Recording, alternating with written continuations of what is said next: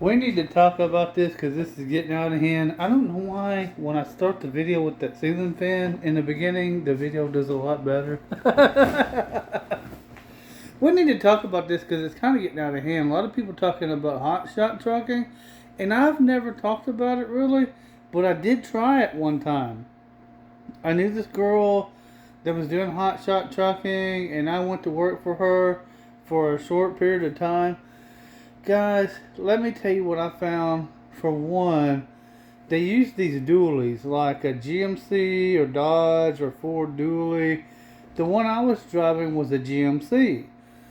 The problem was, okay, the truck only holds like 30 gallons of fuel, okay, and when you're under load, you got a trailer behind it, it's getting 8 miles per gallon.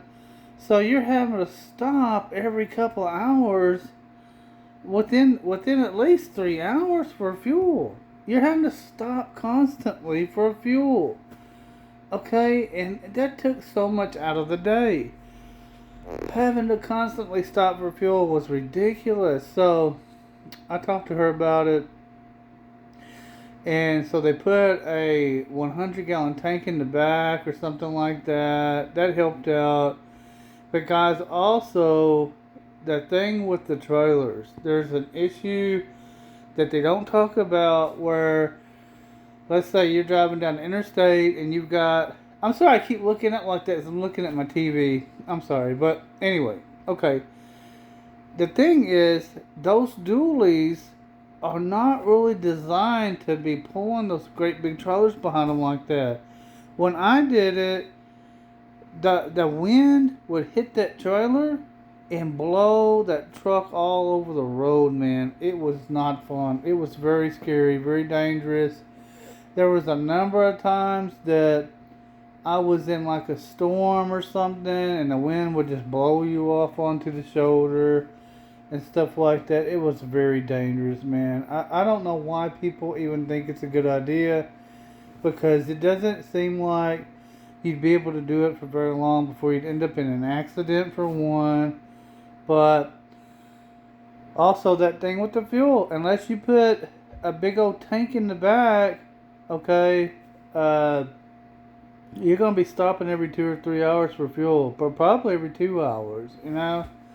It's just not good, man.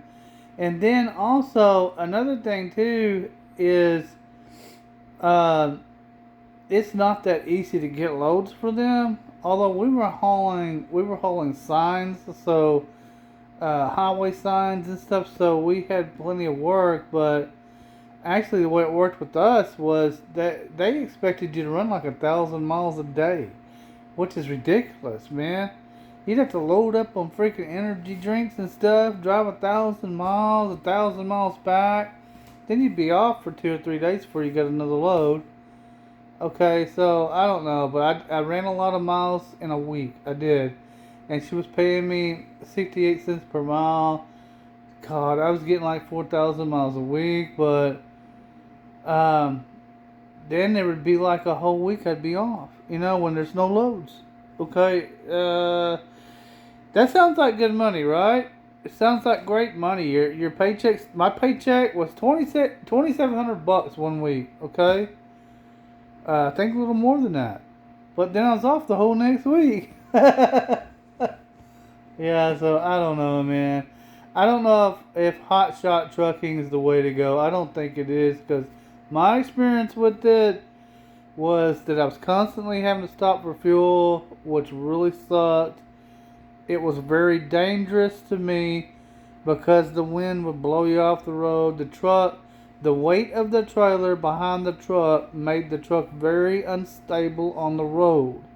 Okay, that and inconsistency with the loads. You get a good load that goes 1,000 miles there, 1,000 miles back, but then won't have a load for 2 or 3 days. It just was not as consistent as regular truck driving. I did not care for it at all. Not at all, man. So that was my experience with hot shot trucking. I just wanted to throw that out there because I'm seeing a lot of videos on YouTube with people talking it up. I didn't care for it at all, guys. I didn't like it at all. If you have a different experience with it, or if you agree with what I'm saying, either way, I don't care. Comment below. Can't wait to hear from you.